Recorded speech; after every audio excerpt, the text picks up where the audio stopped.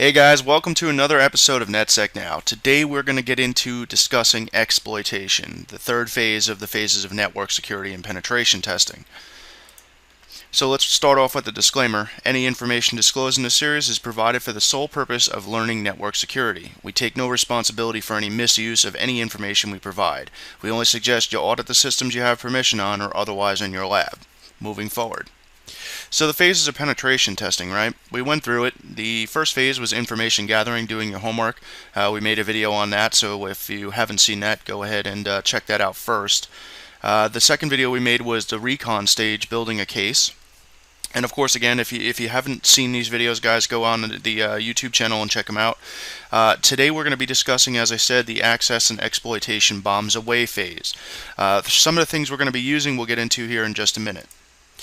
So let's talk about the types of different attacks for exploitation. There's a remote attack, a client-side attack, a blind-side attack, social engineering attack, a fuzzing and denial of service attack, and man-in-the-middle attacks. So you might be asking yourself, why so many different attacks?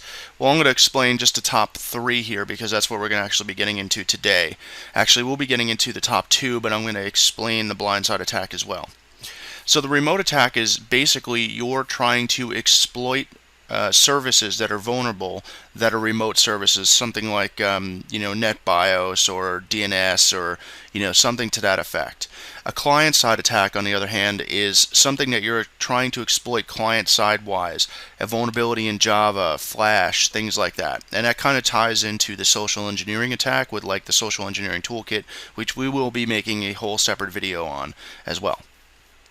So, the blind-side attack is an attack that I don't generally recommend using unless you are absolutely at the end of your rope and you are desperate to try to get in, or you just want to make sure that you've covered all bases, right? So a blind-side attack is basically firing everything in your toolkit at your target and hoping for something to allow you in, okay? Blind-side attacks are very, very noisy. Blind-side attacks can cause system damage, downtime, or server system crashes, things like that. So I don't generally recommend that unless it's a last-ditch effort to try to get in to your client's network. Okay, so let's go ahead and talk about some of the tools that we're going to be using in this episode.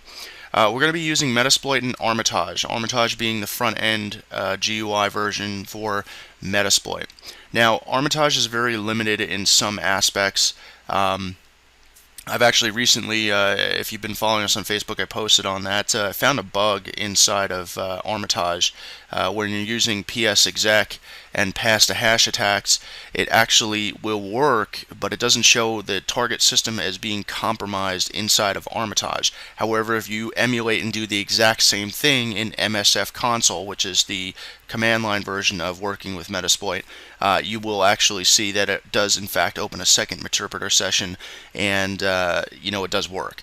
So we're going to be learning also msfconsole because it's really good to have the core fundamental understanding of how Metasploit actually works.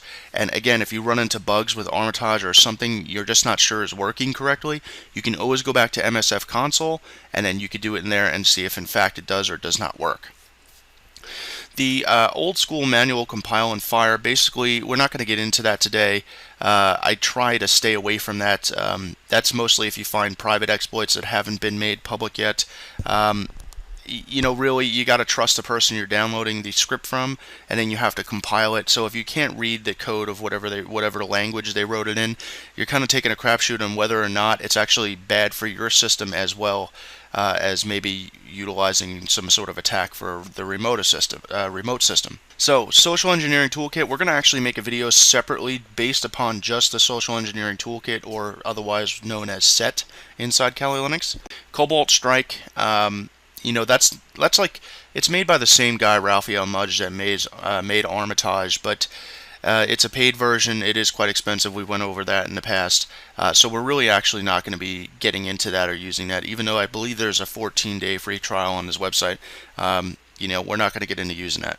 So denial of service attacks, guys, you're probably never going to use that against your clients when you're doing this professionally.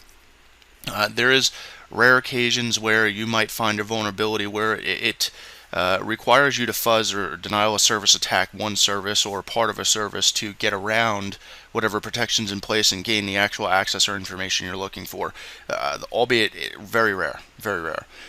Google finding vulnerability feed sites. There's sites like Security Focus and NIST.gov, things like that. We actually have one on our website, learnnetsec.com, on the front page there on the bottom right. So also there's various other tools, miscellaneous tools in Kali that you might be using.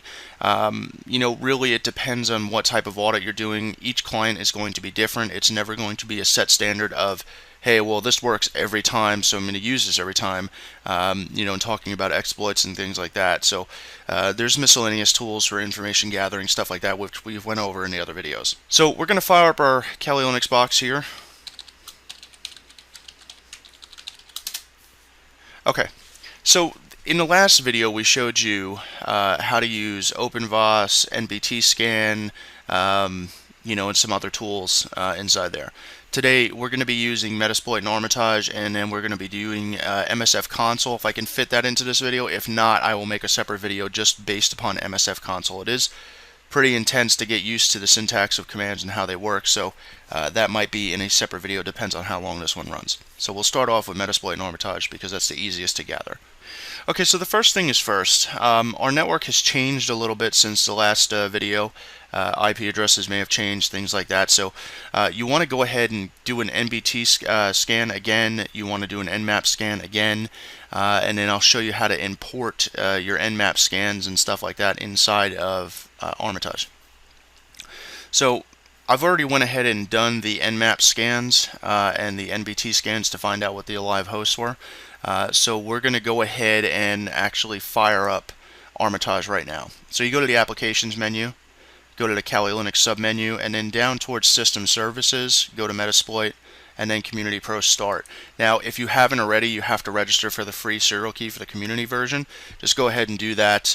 We have actually mentioned that in the video of setting up Metasploit and Armitage. Please go back and reference that video and check it out. So the reason why we do it this way is just a little bit easier than, starting a bunch of services. As you can see here, it starts 3 services in particular. Alright, so the next step is just to enter in the command Armitage and hit enter. So that's going to start the Armitage front end. The first dialog box that you're going to be presented with is actually the login box to get to the database, to connect to the database, the PostgreSQL database. And that should come up here in just a second. There we go. So just go ahead and click connect. Everything should be fine there in terms of username and password. It's going to ask if you want to start the RPC server. Go ahead and click yes. And don't worry about this connecting to localhost 55553 connection refused. It's actually just trying to establish its connection. It may take a minute, maybe 30 seconds, but eventually it will start Armitage as a service.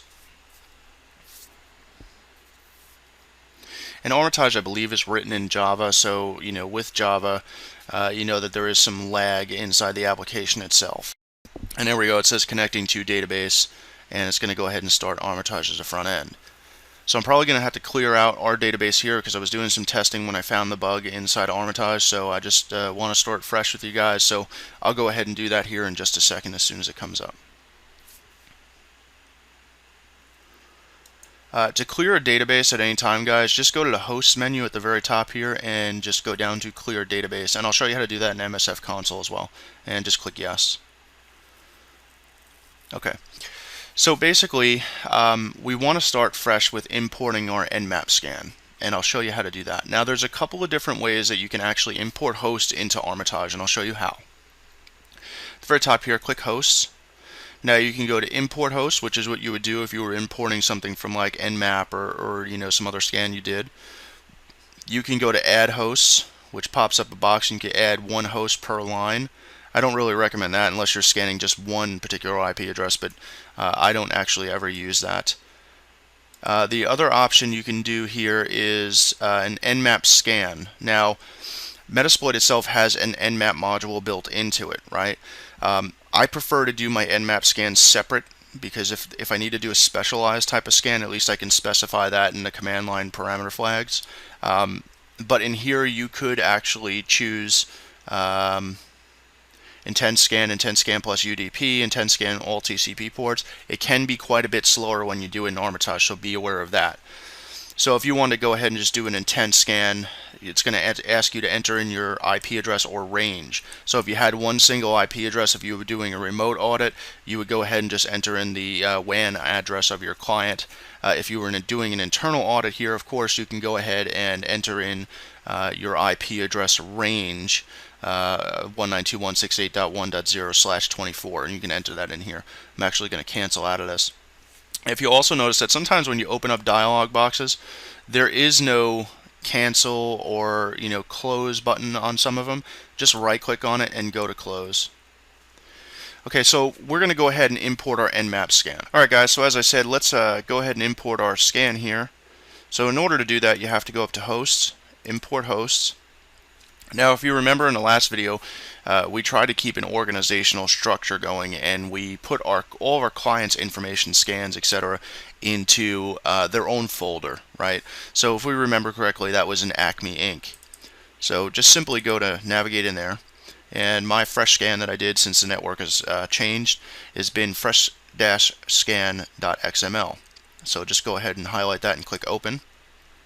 And you can see here on the bottom there's a console, and then each task that you do opens up another tab. So in fact, this one is called import because we're importing. Now if you notice, it'll tell you that it successfully imported the freshscan.xml. Okay. Now you can see here it kind of looks cluttered because everything's stacked on top of each other, right? So we just go to auto layout, right click in the empty space here, go to auto layout, click none. Then go to layout and just click stack. That's the one I like best. Alright, so let's pick apart some of the information that's imported here. So obviously I did a range scan or a CIDR scan in Nmap as we did in the last video. So .1.1 I know is the router. So in order to make things a little bit simpler to understand, I'm going to go ahead and right click on this one and just go to host and remove host, as I don't want to waste time scanning things that I don't want to scan. So once that happens here, now again, like I said, Armitage is a little bit slow.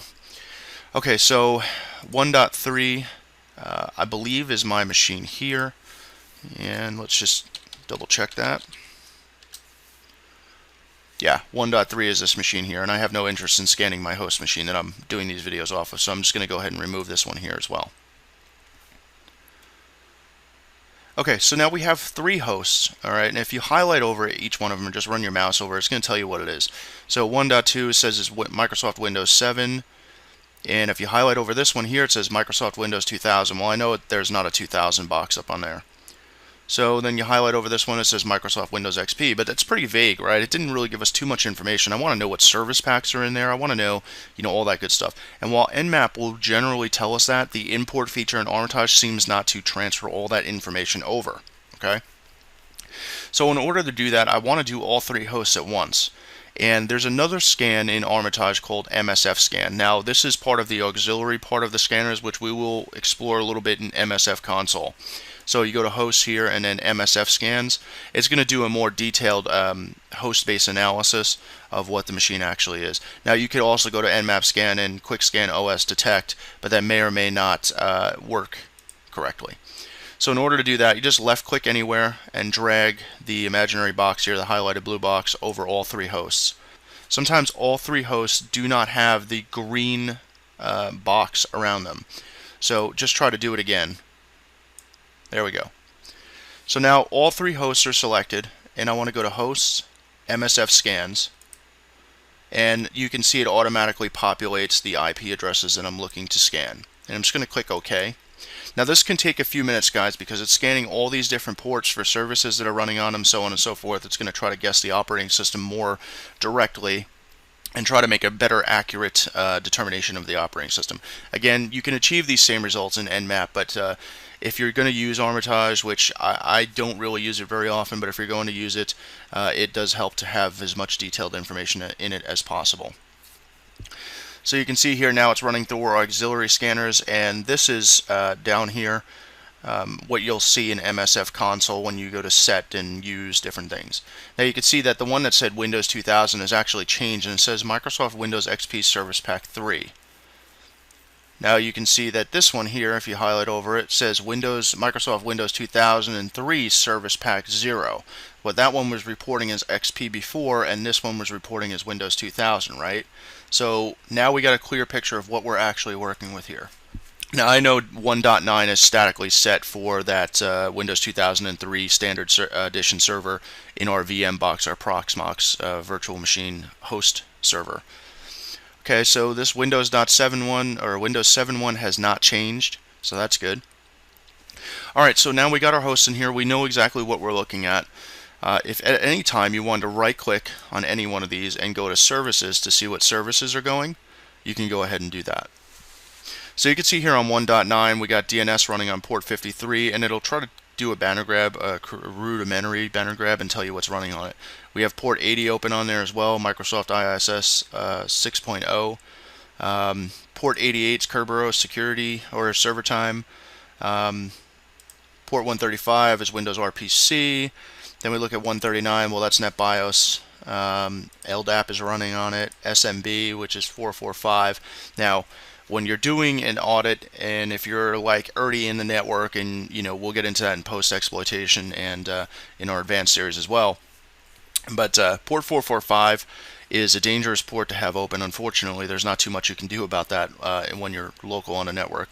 Okay, there's a lot of exploits that work on that port for these older versions of Windows, like 2003 Server, Windows XP, and even sometimes Windows 7. So then you have kpassword, Windows RPC over HTTP, and then TCP wrapped. Okay, so if you wanted to find out what services are running on this Windows XP machine, same thing, right click on it, go to services, and you can see this one's really just running 139.445, so it's just NetBIOS stuff. Okay, Windows 7, same thing. Now if you notice, every time you do a task, it opens up another tab down here. Now, this can get really confusing and really annoying when you have maybe 20 tabs open or something like that. So if you find the information you're looking for as you're going through, you can uncheck or delete some of these tabs by just clicking the X up here. So we know we imported our stuff already, we don't need that anymore. And we know we did our scan already, so we don't need that tab anymore. So now we just have our services open for each of the 3 boxes. So now you might be asking yourself, well, that's all great, but when are we going to get into the exploitation? Well, here's where we come into it. So if you remember correctly, we did in the last video, in the recon stage, we did the OpenVAS scan, whatever you call it. Now, if you remember looking in that PDF, there was some ports open and some services and some warnings and things like that. So you use that as a reference guide to try to build your case against what exploit you want to fire at what machine.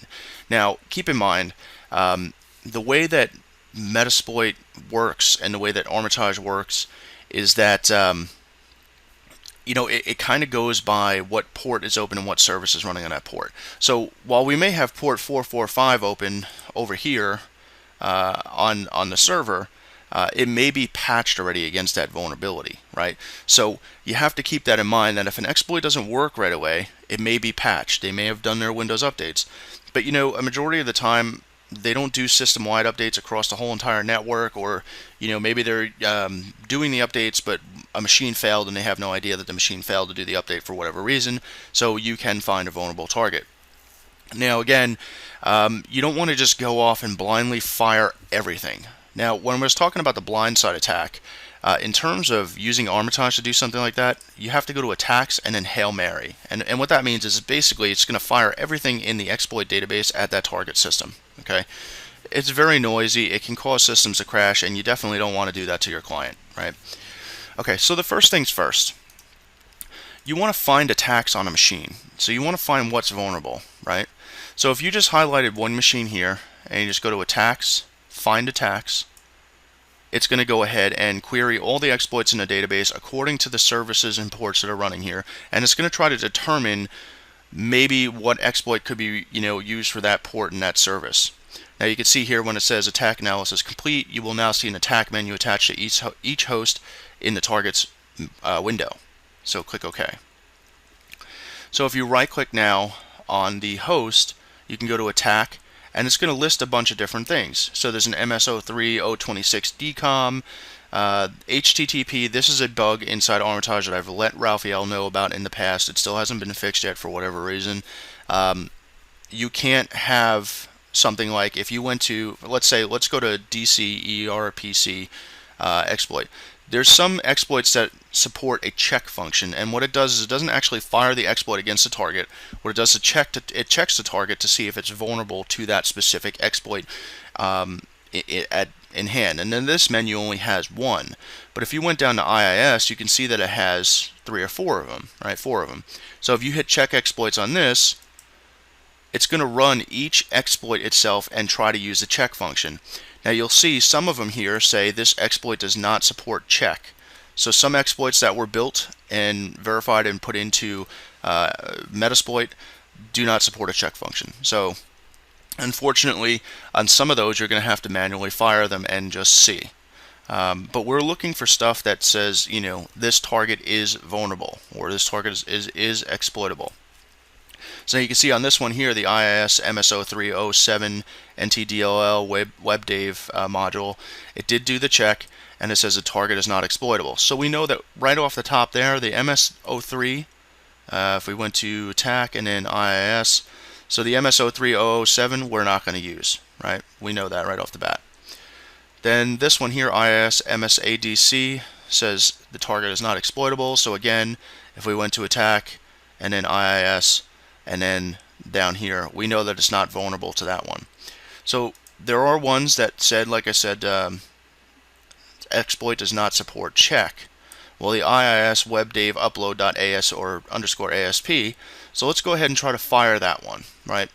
So attack IIS and then the IIS webdave, if that's the correct one, yes. So let's go ahead and click that to fire this exploit. Now this is actually going to really push the exploit towards the target and see. Okay, so once you do that, it opens up a dialog box here and it gives you some options. Now, not every exploit gives you these options. Some have options automatically picked for you by default. You are free to change whatever you'd like. So, targets automatic. I usually leave that in automatic.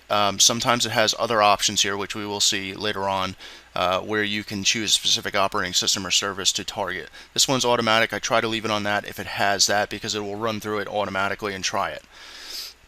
Now, in order to, using a reverse connection, what that means basically is that whatever payload it's going to use to send to the target once the exploit is passed, and then it comes back to us to pick up the payload, we can try to use a reverse connection like a reverse TCP, reverse DNS, or a bind TCP, bind DNS, things like that. And we will get into that when we're using msfconsole. I will show you the differences.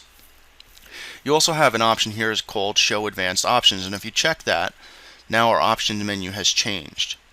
Before we get into changing any options, let's go ahead and take a look at the very top here. If you read this, it says this module can be used. It just gives you a brief overview of what this exploit's actually about. This module can be used to execute a payload on IIS servers that have the world writable directories. The payload is uploaded as an ASP script using a webdave put request. Okay, pretty simple, pretty straightforward. lhost is your local host, which is your machine that you're attacking from, right? So I know that this is the IP address of my Kali Linux box, and I can simply go ahead and find that out here by just issuing the ifconfig command, right? So this is our IP address. So we know that that's correct. Let's minimize this. Okay, so L port, you can leave this or you can change it. If you want to change any of these options under the value or the right hand tab here, you can do that. Let me just close this out here and restart this. Again, Armitage is a little bit buggy, so sometimes you have to kind of do things twice. Okay, so the L port you can see is changed. If we wanted to change this, you left click on it once to highlight it in blue, and then on the right hand panel here you left click it again. Sometimes you have to do it 2 or 3 times until you have a cursor in the box, as you can see. So if I want to change this to, you know, .1 or 25.721, I could, but I'm just going to leave it at the default. You could change the path if you wanted to. I don't recommend doing that. Proxies. Now, you could use proxy chains to do this. However, inside Armitage, it is a little bit buggy to use proxies. When we get into msfconsole, I will show you how to set global proxies to use proxy chains. And proxy chains is something we've discussed over a couple of videos. And so, applying that to using Metasploit with that, you can actually set up like an SSH pivot or a pivot through machines, things like that. You can use proxies to attack from, so on and so forth. Our host obviously is remote host, and that's the target machine that we're after. And of course that was automatically selected because that's the machine that we're targeting. Our port is 80. You can leave this unless IIS is running on another port like 8080 or something like that. You would change it in here again doing that. vhost, you don't have to really worry about vhost on most of these. And show advanced options again. You can change the domain name. Now, we should have known that if you did like an MBT scan or something like that, or even an Nmap scan, it's going to tell you what domain it's actually running on. Alright, so if we wanted to do that, you could. Alright, but you should have this knowledge at hand first, and before anything. So I'm actually going to change this option here, workstation, and I'm going to name this to the domain that it's working on. So it's acmeinc.local. Okay, so there's other different options you can change in here. I really don't generally change most of this stuff. I kind of just leave it the way it is, unless of course we're using proxies. But again, I don't really use professionally Armitage very much. So I'm going to always want to try for a reverse connection, right? Because I don't really want to try a bind attack. I want to try a reverse connection. So let's go ahead and check that and click launch. As you can see here, it opens up another tab, an exploit tab, and it says exploit running as background job, started reverse handler on the IP address of our machine here. Okay, uploading the bytes to whatever text file it's creating here. Upload failed, 403 forbidden. So that means that it doesn't have it's not really vulnerable because it doesn't have the post option, as we saw in the description of the actual exploit. It doesn't have post enabled on that specific service. Okay, so that exploit pretty much failed. Okay, so the other thing you could do if you notice that you have a vulnerability that's been known to work on this specific service pack, so on and so forth, that you're pretty confident it's going to work, like an MS08067 for instance. You can always search for that in this box. Now let's say you went to OpenVAS and you did your scan and you were like, hey, it's vulnerable to MS08067, but instead of going through the attack menu here and trying to find each one of those, MS08067, so on and so forth, you can actually always search for it in here, MS08, and it'll bring up anything that starts with MS08, right?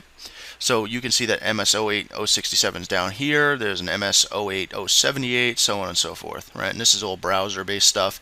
And you can see the directory tree is auxiliary, exploit, and that's pretty much it that comes up in MS08. But if you erase this, you can see that there's 4 directories in here. Auxiliary, which is going to be most of your scanners, fuzzers, things like that, and brute force attackers.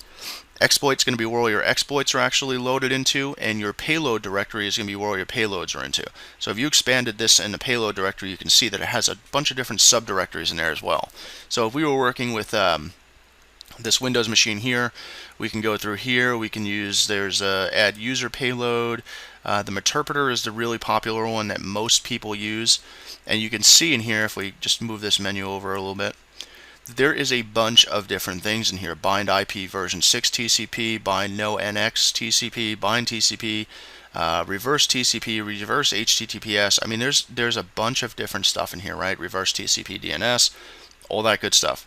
All right, so those are all your Meterpreter sub shells in here, and these are all of your Windows payloads as well. Okay, so if we went into the post directory, again, you can go under Windows, and you can go under the various. Now, post is for like post exploitation, which we are going to get into that in the next video.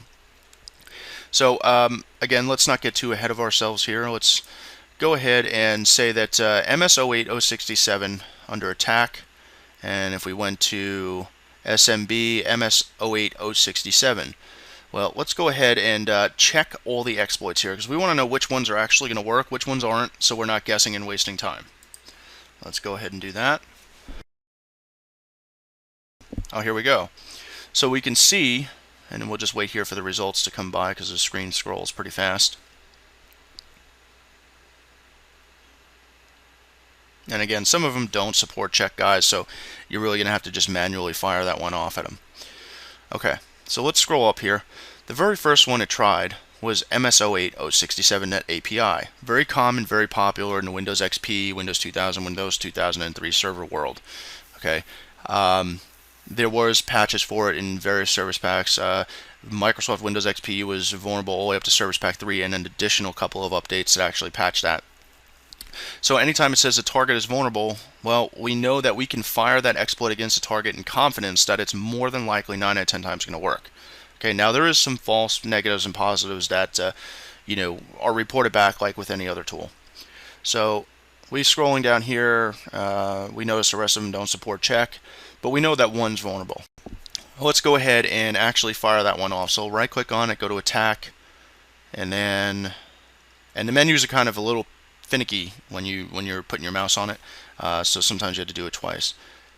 So go back down to SMB, and you can see that it says, and we'll be getting through this in the msfconsole part of this, use Windows SMB MS-08-067. Now that's what you would do in msfconsole. Right click, go to attack again, SMB, and then choose MS-08-067 Net API, because we know that that one, according to the check option, is vulnerable. Let's go ahead and click on that. So let's just read briefly what the actual description of this exploit is. It says this module exploits a parsing flaw in the path canonicalization code of net API 32.dll. Well, sometimes in these descriptions it'll tell us what the targets are that are actually vulnerable. So reading down here a little bit, the correct target must be used to prevent the server service along with a dozen others in the same process from crashing. Windows XP targets seem to handle multiple successful exploitation events, but 2003 targets will often crash or hang on subsequent attempts. So you pretty much on Windows 2003 server, you only get one shot at this, right? So you have to make it count. If for some reason you set something wrong, something gets messed up, that's what, it might crash, and then when you try to run the exploit again, it might not be vulnerable to it. Okay, so it might crash that service. So it's just giving you a heads up to watch out for that. This is just the first version of the module, full support for NX bypass on 2003 along with other platforms still in development. Okay, so again, lhost is us. lport, we'll just leave that. rhost is fine. The rport is fine. And again, you can see now when we click on targets, now we have a bunch of different types of targets in here. We're just going to leave this on automatic targeting. And I want to do a reverse connection because it is available. So I'm going to go ahead and click launch. And here you can see that it's actually exploiting. And it's giving it a fingerprint. And here we go. When it starts to say sending stage down here in the console menu, you know that you're pretty much going to get that box, okay? And then it says Meterpreter Session 1 Open 4, and it gives you the options. Now you have a Meterpreter Shell command line here, and we're going to get into that in msfconsole as well. The beautiful thing about Armitage is it gives you the graphical user bells and whistles interface to say, hey, look, this target's compromised. Okay, so you can see that once the target's compromised, the monitor picture up here turns red, it has lightning bolts through it, and all that good stuff. So now the information underneath that says we're running this exploit, completed, and it's running as system. So we're like God on that machine right now. And since that's a domain controller, that's horrible news for them, but great news for us, right? So we basically just took down their main, server, and now we have system level access to that, which is great because now we don't have to escalate privileges and go through all that nonsense. So right clicking on here, you now see a new option inside of the menu, and it's Meterpreter 1. And if you opened a second exploit on this, it would be Meterpreter 2, Meterpreter 3, so on and so forth. Now this we'll get into in post-exploitation, but just to give you a brief overview because I feel it's important to have that before we precursor into the next video. If you go through the submenu here of Meterpreter 1, you have access. You can migrate your process. We don't have to because we're system already, but if you wanted to, you could. You migrate it automatically by default to notepad.exe. So if Mr. sysadmin's looking in on that specific computer for whatever reason, the server in this case, he's not going to see that while we're firing commands and doing tasks on that machine that the system service is hammered to death, right? And it's not maxing out the CPU. So if we were doing it on Notepad, that's less suspicious, like, oh, well, the Notepad process just got stuck. And he's probably not going to kill it. Anyway, so scrolling through here, you got escalate privileges. Now, again, we're already system, so we're not going to, escalate our privileges at all. You have steal tokens, dump hashes, which we will be getting into.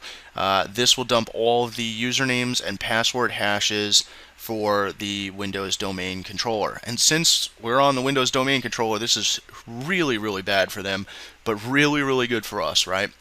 Because once we do that, we have two options. We can try to crack the, the hashes. And we'll get into that. We would be using Hashcat and John the Ripper and all that good stuff. We could try to crack the hashes, or we can use another attack called pass the hash with PS exec. Now, the bug that I found in Armitage, and I'm going to make an actual video for Raphael so he understands what the heck I'm talking about, because I posted it on the Facebook, and he doesn't really, he's saying that it works, but we all know that it's not. I mean, it's pretty obvious. Anyway. So you have two methods of doing that, the LSAS method and the registry method. Either one you choose is going to work just fine. So in doing past sessions, you have interact, you can have a command shell on there, the interpreter shell, which we already have down here towards the bottom. You can do, let's see, desktop VNC. It's going to open up a VNC server so you can actually look at their desktop and what they're doing. However, I don't recommend that usually because it will lag their machine a little bit. They might know something's up. Anyway, Explorer, you can browse the files, show the processes, log keystrokes, screenshot, webcam shot, and there's post modules. Pivoting, we will get into that in the post exploitation. Basically, pivoting means that you now take that one compromised host and you are running all of your additional attacks to the other hosts on the network through that compromised host. So essentially, you're furthering yourself away from being detected, because everything, if they had like host-based intrusion detection systems or host-based firewalls and stuff like that, they're more than likely going to say, hey, it's cool because you're part of our local subnet, we're not banning you from doing anything, right? So that's the reason behind pivoting, okay? You have an ARP scan, which you would use probably to find out all the other live hosts on the network if you haven't already. Now, this works great when you're doing a remote pen test and you find a server that's like, I don't know, out on the network, has an open port for a web server or email server. You wind up compromising that, but you want to know how many more machines are behind that network. You can go ahead and do an ARP scan, and it will go ahead and try to find all the other available IP addresses. And you also have the kill option here, the kill menu here, which basically kills your interpreter session. Each time you compromise a host and you take screenshots or video of it or proof somehow or some other way, it's always advised to kill the session after you are done, because somebody could hijack your interpreter session. Being the bad guy could hijack your interpreter session and cause havoc for your customers. So always kill your sessions as you're backing out. One machine at a time, kill your sessions. Okay, so anyway, now you have services again, and scan again, and host again, and all that good stuff. Now, we don't need to attack this one any further, right? Because we've already got this host compromised. We're in, that's it. End of story, game over for this host. So now 1.4, this one here is our Windows XP Service Pack 3. Well, gee, let's try to go to attack, and let's go over to SMB, because that's always such a fancy one to attack that service there. And you can see MS08067 is listed again, MS10061 spool SS is listed again. And then we have a pass the hash option, which again, if we had the hashes already from the Windows server, we would right click on this one here and go to pass the hash. And then of course in Armitage, like I said, there's a bug and it will succeed, but it won't show the host is compromised up here in the GUI screen. Anyway, so let's go to this SMB, and let's go ahead and go check all these exploits. So you can see it's checking MS08067, and while MS08067 said that Windows XP up to Service Pack 3 is vulnerable, again, as I said in the beginning, it could be patched. So it's just going off the port and the service that's running on that port. It's not checking legitimately whether it is patched or not. In this case, on the MS08067, I'm sorry, it is checking that if it's patched or not, and it's saying the target is not vulnerable. I know that that machine automatically did some updates before I shut them off, so I know that it was vulnerable at one time, but the updates took care of that vulnerability. right? So again, you may come into a mixed network where you find some targets, you know, their updates may have failed, or maybe the sysadmin is just not doing updates on that specific machine for whatever reason. There might be an update that conflicted with one of their level of business apps that are running on there or something like that. So there are some times where you're going to find that sysadmin intentionally does not do updates on one machine. And 9 out of 10 times, guys, or maybe 8 out of 10 times, guys, to be honest with you, it's on Windows servers, domain controllers for some reason. They don't want to update it because they're afraid that it may break the OS, which Windows updates, let's face it, have been known to do for ages. Will break the system, and if it breaks their server, guess what? Their whole network is down, right? So they don't want to break that, so they're just not doing updates on that server. Bad news again for them, good news for us. Okay. So as you can see here, it went through all of its checks, and there was quite a few here that didn't support check. MS10061 spool SS did not support check. So let's go ahead and, because we know MS08067, which we use to compromise the Windows 2003 server here, is not exploitable on this target machine here. Okay, so let's go ahead and try to fire off the MS10 one. We'll right click on it again, go to Attack, SMB, MS10061. Okay, so let's go ahead and leave all these options in here good. I want to use a reverse connection, and I also want to show advanced options. So scrolling down in here, just to make sure everything is set up correctly. And it looks like everything in here is good. It doesn't give us a domain option to change that or a workstation option to change that. In reading the description, it says the module exploits the RPC service impersonation vulnerability detailed in Microsoft Bulletin MS10-061 by making specific DCE RPC requests to the start dock printer. So spool SS, it's against the printer service. So it doesn't really tell us what versions of Windows are actually exploitable to this. So let's just go ahead and launch this and see if it'll actually work. And you can see it's setting all of its options, which you would be doing in you know, msfconsole, which is pretty easy because you can set globals in there, so it makes things a little bit easier for you. So it says exploit failed, no access. The server responded with this error, status access denied. Okay, so guess what? It wasn't vulnerable to that. Well, we can check other vulnerabilities if we want on here, but again, this is why it's important to have your you know, PDF export or whatever export you did from OpenVOS to see if it did in fact find any vulnerabilities on that machine. So this way you're not wasting an exorbitant amount of time trying each one of these individually or trying to do the check option, which some of them may fail, so you have to inherently do that manually and fire each one. So you can see that there's an Oracle one, there's a Samba one. Let's try the Oracle and just do check against it so we're not actually firing it. Says this target is not exploitable. Okay, so we know that that's out. Samba, let's go ahead and, even though Samba is probably not going to work for this, let's go ahead and check exploits on that. Well, it says it doesn't support check, so we got to manually go back and do that and actually fire this. So reading in here, you can sometimes determine whether or not it's worth your time to actually fire this exploit over at it. Is it worth the fact of maybe being caught? Module exploits a command execution vulnerability in the Samba versions 3.0.20 through 3.0.25 RC3 when using a non-default username map script. Okay, so it doesn't really tell us that what it's going against, so we can really just go ahead and click show advanced options, just make sure if there's anything that we might change that might change our ability to actually exploit this. And we could probably try to change the domain if you wanted to. We'll just name this acmeinc.local, which is what that domain controller, or which that is part of the domain. If you had usernames and passwords, you could try to put them in over here. We don't have any usernames and passwords yet, so let's just go ahead and click launch. And you see exploit failed. It's not vulnerable to that exploit. Alright, so we basically tried almost all of them, guys.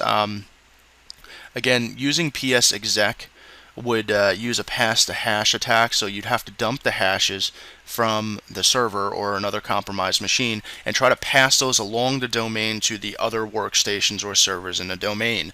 Now, generally speaking, when a Windows domain controller is on a network and everybody's connecting to that, it uses LDAP and the back end of Active Directory to store usernames and passwords so you can authenticate to the actual domain controller and say, hey, yeah, I'm part of the domain, give me an IP address, give me DNS, give me shared folders, give me, directory access to certain things, give me printers, give me all that good stuff, right?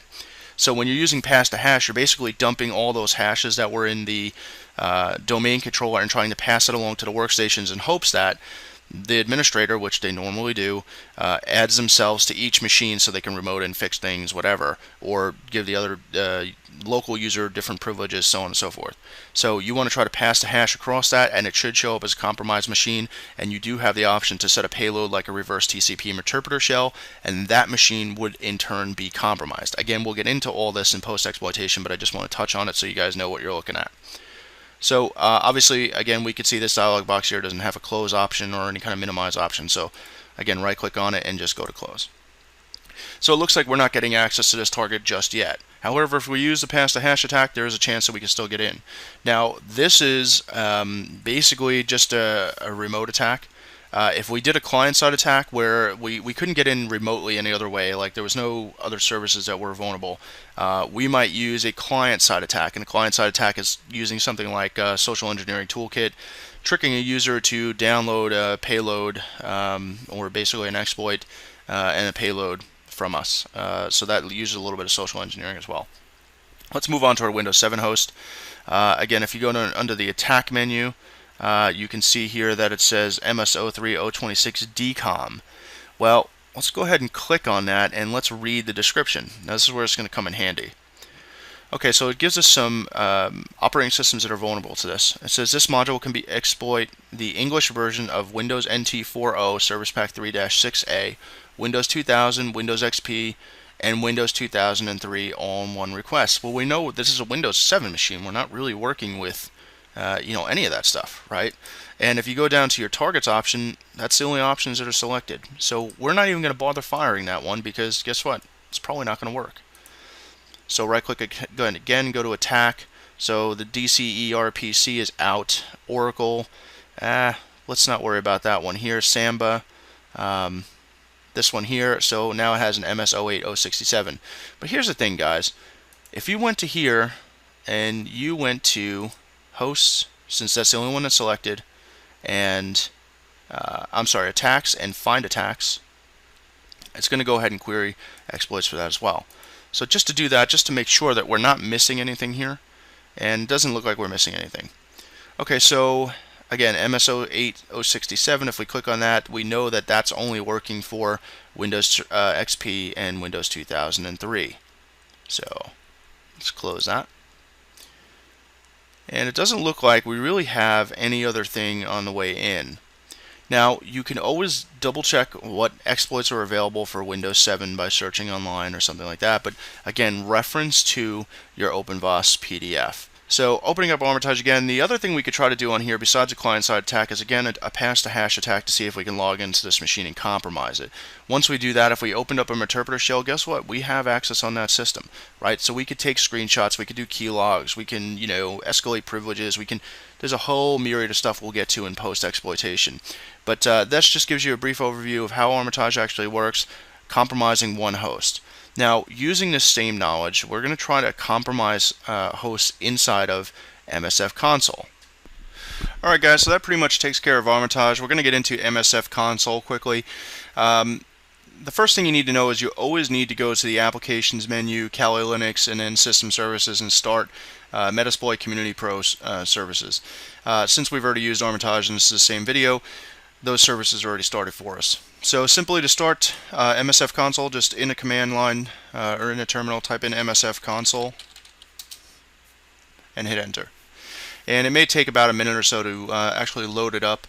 The other thing worth noting is every time you use Metasploit, you should probably do an update, MSF update. You don't have to be in Metasploit console to do that. The MSF console, you don't have to be in there to do that. You can actually just issue that from a command line and it'll do it for you. So when you start it up, you'll see here that it'll tell you the version here on the bottom and how many exploits, auxiliary modules, post modules, payloads, encoders, and NOPs are in the database. Okay, so I haven't updated mine in a while because this is just the lab box here. So, and since we're working with older Windows machines, I know it's going to be just fine. So let me just clear this out here. Okay, so there's a couple of things that you should know right off the bat. Okay, first things first is you have to do, if you wanted to use like the import function that we use in Armitage, there's a couple of different ways to do that. We want to import our Nmap scan results. So when you're in your msfconsole, if you ever need help, just type in the help command and it's going to give you a list of options that you can use at the core to do things that you need to do. So you can notice that a couple things we're going to go over here is set and setg. Set is used to set parameters or options inside of a payload or an exploit or scanner, so on and so forth. Setg is to set global parameters, so if we're working with just one specific target IP address or range, we can set that as a global parameter. Show always displays modules of a given type or all modules, and we're going to get into that as well.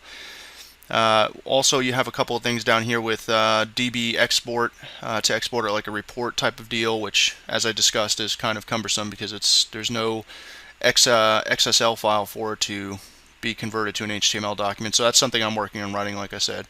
DB Nmap is the built-in Nmap scanning module for that. And then you have DB import, which imports your scan results file from any other scanners, specifically Nmap. So in order to do the import, we have to first check to make sure that there's nothing in our database. If you notice in Armitage, first thing we did was clear our database out because we don't want to get that confused with something else that we might have been scanning before, so on and so forth. So in order to do that, you just have to type in hosts and hit enter. Now, as you can see here, I already have some stuff in here from doing some demonstrations a little while ago. If you have stuff in there you want to clear, it's just hosts tac D for delete. You can delete individual hosts by just typing in its IP address. So if, for instance, we just want to delete the 1.2 we just type in 192.168.1.2 and hit enter. And it says it deleted one host down here at the bottom, and it tells you the host it deleted. And then if you issued the host command again, we would see we only have in here 2. Now I want to delete the whole database because I want to start fresh, right? So it's host tac D for delete all, and it deletes 2 hosts, the 2 hosts that were left over. Again, if we type in host, we can make sure that our database is actually clear. Okay, so let me clear the screen out here. So we talked about learning how to use setg. Now setg sets global parameters for you to use. So if you're working against one specific target IP, or if you're doing an internal audit and you're working towards an entire subnet range or something like that, you can always use the setg parameter. We'll get to that here in just a minute. First we want to do is the DB import, because we want to import our Nmap scan that we did before, right? So it's DB underscore import and the path to where the file actually resides. So that's root, and then that's Acme Inc., and then that was freshscan.xml. So just hit enter after that, and you can see that it's importing all of our hosts for us here. Now, again, we're going to have to go through and remove some of these hosts, so to save a little bit of time, because I know a couple of them are, like 1.1 is the router again, and 1.3 is this machine that we're working off of here. Okay, so let's clear this out. Now let's go ahead and issue the host command again, and you can see now that it's imported all of our hosts. However, as I said, it's not reading correctly on the operating system, and as before, we know 1.9 is actually a Windows 2003 box, so it didn't really import it correctly in terms of the OS name or any kind of service packs or things like that.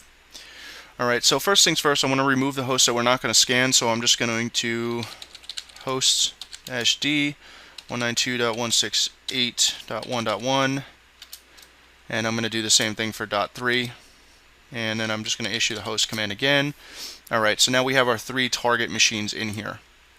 So the thing is that you want to do what we did in Armitage and use the MSF scan to better enumerate the operating systems and the service packs available to them. So those are actually located in a directory structure, and I'm going to put a link in the description to learn everything there is to learn about msfconsole, so you guys have a guide or a reference to go to if you get a little confused. Okay, so auxiliary holds, as we've seen in Armitage, the directory tree structure. Auxiliary holds some of your scanners, fuzzers, DDoS attackers, brute forcers, things like that. Scanners that we want to use in terms of what the MSF scan was all about is actually called SMB_version, because we want to find out what version these operating systems are actually, the true versions of the operating systems are. So anytime that you want to find an actual scanner, exploit, vulnerability, payload, whatever that you're looking for, and you know the name of it, you can use the locate command. So that's locate, and then I'm looking for specifically SMB version. And now you can see it tells me that it's in auxiliary, scanner, SMB version. That's the scanner that I want to use. But what if I didn't know the name of the actual scanner that I was looking to use, right? So I could do show auxiliary, and it's going to show me everything in the auxiliary directory tree structure. And it may take a minute or maybe a little less depending on how fast your system is, because it is literally querying and doing like a directory command on everything that is in the auxiliary folder. Now you can see here it scrolls back everything that's under auxiliary. Okay, so we want to look for SMB because we know that we're looking to do some Windows stuff. And if we look here, we only have a few options for SMB scanner, starting at the very top here. SMB pipe auditor, things like that. Well, SMB PSE exec, okay, SMB2, and we are looking for SMB version. So right here, it's under auxiliary as the top directory, then it's in scanner, SMB version. Okay, so let's just clear out the screen here. Alright, so first we want to use that actual tool. So the command is simple. Use auxiliary scanner, SMB, and then SMB_version. Okay, and you can always use tab as autocomplete. You can also arrow up, arrow down if you want to, go through your commands that you've already issued and just do it again. So I'm going to hit enter. Now you can see that the screen has changed a little bit here, and the SMB version is now highlighted in red. So that's actually what we're actually in right now. So we want to know what options are available to us in this script that we're using. So simply type in show options, and it'll tell you all the options. Now our hosts, SMB domain, workgroup, SMB pass, user, thread, so on and so forth. We can change all that. We want to type in our host. Now we're going to type in a range, right? So we want to go from .2 to .9. So it's simply to set an option. It's set and then the option our hosts, and you can use autocomplete on that just to make sure you're getting in the right syntax. Okay, and then it's 192.168.1.2 through .9. Now you don't have to type in a dot before 9. Keep that in mind. And hit enter. Now if you did show options again, you should see that it reflected. And here it is. Okay, so our changes have been made. And now simply we want to run the scanner. So what's the command? Run. Very simple, right? Now you can see it's going through, and it's going to do a determination on the operating system and the service pack available to it. Now it's not always 110% accurate, but it's pretty damn close most of the time. And you can see it's going to take a little while depending on the IP address range you're scanning, your internet speed, your computer speed, all those things again, guys, factor into any of the scans that we ever do. So keep that in mind if things are going a little bit slow. Okay, so it said scanned 8 out of 8 hosts, 100% complete, auxiliary module execution completed. Fantastic. So now if we issue the host command again, now we have a little bit more accurate depiction of what our machines actually look like. So now 1.9, instead of reporting as it was Windows XP, guess what? It's Windows Server 2003, Service Pack 0, right? So I know 1.3 is my box here, so again, I just want to remove that with host-d, and then 192.168.1.3. Okay. Clear this screen again, type in hosts. Okay, so now we know what we're working with here, right? So So let's get back to our setg command, because now we know that we're up against a Windows 2003 server, and we want to target that first and foremost because, hey, that's the meat and potatoes of everything, right? If we get access on that system, depending on what type of access or level of access we get, we can pretty much own the rest of the network, right? So that's going to be our target machine we want to go after first. All right. So now, if you think that a target network has high level security, you probably want to go a little bit lower level. You want to start with a workstation and try to work your way up to getting to the server. Okay, but since this is our lab network, I know I just want to go after the Windows domain controller first, and then try to own everything else after that. So anytime you want to get out of whatever module or scanner or whatever you're using, just type in back, and that'll get you out of it. Well, let's clear this out again, and let's go ahead and issue our host command so we know what we're up against. Alright, so getting back to setg, the command to set those is simply setg, and then if you just hit enter, it's going to show you that there's no global entries in there right now.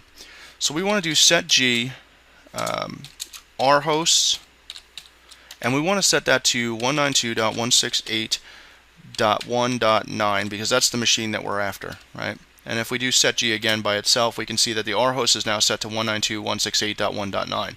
Beautiful thing. So, clear this out again. Now, we know already that MS08067, that Windows 2003 server, is actually vulnerable to that.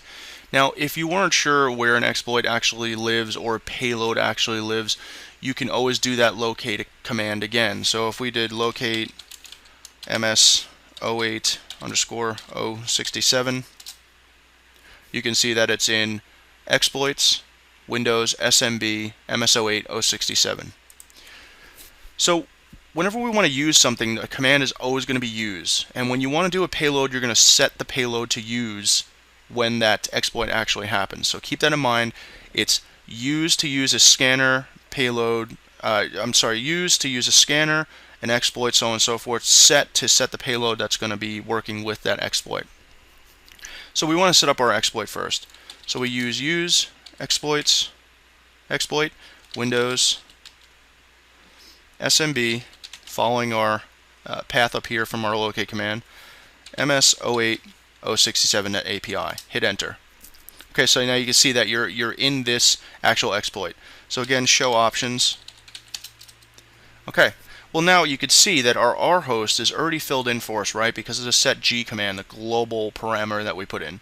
We don't want to change our port, but you can if you want to. And how you would do that is just simply set.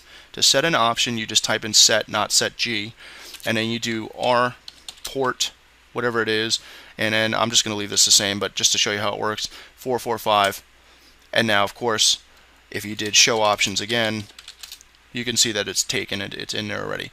But generally speaking, you leave the R port alone because that's what the exploit is actually set up to work off of, so you don't really want to change that unless, of course, your client has changed that service to a different port. Then of course you're going to want to have to do that. So anyway, now we have our exploit set up. That's the exploit we're going to use. So now we need to pick our payload. I love Windows interpreter shells. I mean, they're just awesome, and they give you so much power and control over the system once you've compromised it. That's all I seem to tend to stick to. Now, there is a Meterpreter version for Linux. If you want to learn more about Meterpreter, you can go on a couple of different websites. I'll put one in the description as well if you want to go on that. Or, of course, you can always go to learnnetsec.com and check out our forums, ask us about it over there. Okay, so now we want to use, or I'm sorry, we want to set the payload that we're going to use. So I want to locate my Meterpreter. Oops. Payloads. And you can see it scrolls past a bunch, guys, right? So there's going to be scripts, Meterpreter. Then, of course, you're going to go up here and there's going to be modules, payloads, stages. There's a bunch of stuff in here. So you may want to take some time getting familiar with the directory structure and where it's actually at,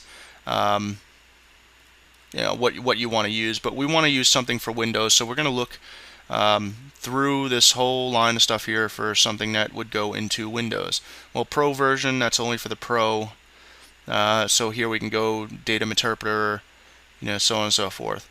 But I happen to know where that is already from, just remembering it pretty much. So I'm going to get out of here, and I'm just going to clear the screen. So I want to set payload, okay, and then so you're telling it to set the payload that you want to use, and then it's in Windows. Sometimes it takes a minute if you're doing autocomplete. So it's Windows Meterpreter, and then it's reverse TCP I want to use. Now there's a bunch of different options. You can use reverse TCP, reverse or bind TCP. You can use reverse DNS, so on and so forth. I like reverse TCP as my default because it seems to work the best for me anyway. Okay, so once I do that, I hit set, and now it's set the Windows payload for that. Okay, so once you do that and you do show options again, you're going to go ahead and find where the payload options are. So you want to set lhost for your local host to your IP address of your Kali Linux machine. In this case, it's 1.99. Now keep in mind, for L port, if you're using the default port 4444, if you're behind a NAT device like a router or something like that, you want to do the port forwarding, of course, if you're doing something over the WAN. Of course, if you're local, then you don't have to worry about that. Or you could put your Kali Linux machine up on the DMZ and not have to worry about any of that. So I'm going to set my lhost to 1.99. Now if I do show options again, you can see that everything is set for me. So I've set my exploit, and I've set the rhost, which was set by setg, the global parameters. And now in payload options, I did my reverse TCP. Now again, you can use setg to set your lhost as well if you wanted to. So a simple setg lhost 192.168.1.99 or attacking machine. Okay, and then of course setg, you can now see that it's both set. Okay, in any case, now we're ready to fire our script. But do we really want to fire it yet, or do we want to check to make sure that that host is actually vulnerable? So simply, if you want to check, just type in check and hit enter. And here we go. It says the target is vulnerable. Now this is much the same as you see the output in Armitage in the console windows. So I know this target's vulnerable. I want to go ahead and fire it. So I just simply type in exploit tac J to background it and go ahead and hit enter. Once you see, as I said, sending stage, you know that you're almost guaranteed to be in. Next line you see is Meterpreter session 1 opened on our local computer here on port 4444, and then it's to the target machine on port 1739. Now you might be saying to yourself, well, oh great, but it looks like the screen is frozen. It's not. Just hit enter, and that's going to drop you back to your command line. Now, it says that it opened a session, but how do we find out what sessions that we have open? Simply type in the sessions command and hit enter, and you can see that the session ID 1 is Meterpreter, and it is running as system at the target IP address of 1.9. Okay, well now, great, we know we have a session open, but how do we interact with that? How do we get into the Meterpreter shell? Very simple. There's no right-click menus here like there was in Armitage. So it's sessions, tac I for interact, and then the session ID, which is 1 in our case. Okay, so now we're dropped into a Meterpreter shell. Well, that's all well and good, but how do we know what to do here? There's no right-click menu. Well, simple. Type in help. That'll give you a list of all the commands that you can actually do and their top-level meaning, like privilege, elevate commands, get system. Well, we know we're already system, so we don't have to worry about that. You got hash dump to dump the password hashes. You've got time stomp to manipulate the mace attributes. You have a bunch of different stuff in here, like get desktop. You could do start a keylogger in there. You could do screenshots. You know, like for instance, if I wanted to do a screenshot right now, I just type in screenshot, hit enter, and it tells you the screenshot was saved to root EDIGW, whatever. It makes up some random name. So now if we went into our computer and we went into file system and then we went into root, well, we can see that there's a JPEG here. So open with image viewer. It may just take a second here. My system's lagging a little bit. Okay, well there's the screenshot that I just took. So it's on its idle screen, so we know nobody's sitting in front of it right now, right? So that's pretty awesome. And then again, I mean, you know, you have a bunch of different commands here. You can record their microphone, their webcam. I mean, you can list webcams if there was one attached. I don't have one attached to that because it's a virtual machine, but you could drop into a system shell. You can modify the remote registry. You could reboot the computer. You could kill a process. You can list the processes here with PS. You can get privs, get PID. So if we want to do get PID, looks like current PID is 920. If we did PS to list all the processes, you would look for 920 in there for process ID. And here we are right here. So we are under the svchost.exe, and that's where we're at. Okay, so again, issuing the help command, just to go through some more of the other parameters here. You can do an upload a file directory. You can remove directory. You know, you can do basically, you can cat some directories of a file, stuff like that. So, I mean, there's a whole lot of stuff you can do here, migrate processes, pretty much everything you can do and a little bit more from Armitage, the way with the right-click menu and all that good stuff. Yeah, I mean, there's a ton of stuff you could do in here, guys. But that's pretty much it for using Meterpreter. If you want to get out of Meterpreter and kill your session at the very same time, you can always do exit, right? So those sessions are closed, and if we type in sessions again, you can see that there's no active sessions. So let me just get out of here. I want to go ahead and just do this quickly so you guys see how fast, once you get used to it, see how fast it actually works. So again, I want to list my hosts. I want to go after 1.9. I've done my set G parameters already, so I know that that's good. I want to use exploit Windows SMB MS08 067. I want to show options, and it looks like my options were set in there. And of course, I want to use my Meterpreter shell. So it's set payload Windows Meterpreter reverse TCP show options. My L host is already set because I did the set G. Now I just want to do check vulnerable.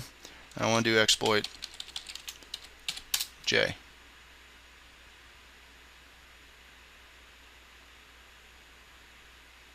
There you go, my session's opened. Now let's say if you list your sessions and you're just like, alright, good, I got a shell on that box, really need to do anything else. You can always do your kill command in session. So it's sessions tac K and then the session ID, which is in our case 2. Sessions closed. Sessions again, no active sessions. We're all done. And we can back out of here and clear, and we can exit msfconsole, and we are back to normal, right? So that's pretty much it, guys, for using msfconsole in place of Armitage. Now, Armitage might be easier for some beginners because it is GUI based. It's kind of point and click and kill. Whereas some of our seasoned veteran guys might be more comfortable with msfconsole.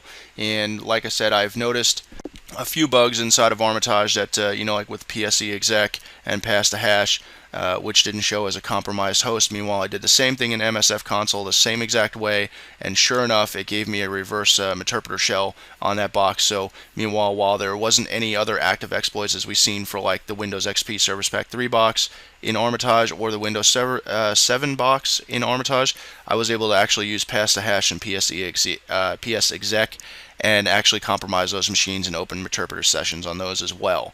So that's pretty much it, guys. Make sure to give us a thumbs up on the video if you like it, you've learned something. Make sure to subscribe to our channel here.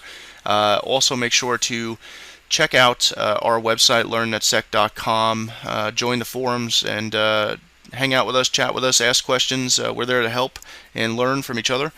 Follow us on Twitter, check us out on Facebook. All the links are in the description for everything we discussed here today. And thanks for watching, guys. I'll see you in the next video. Take care.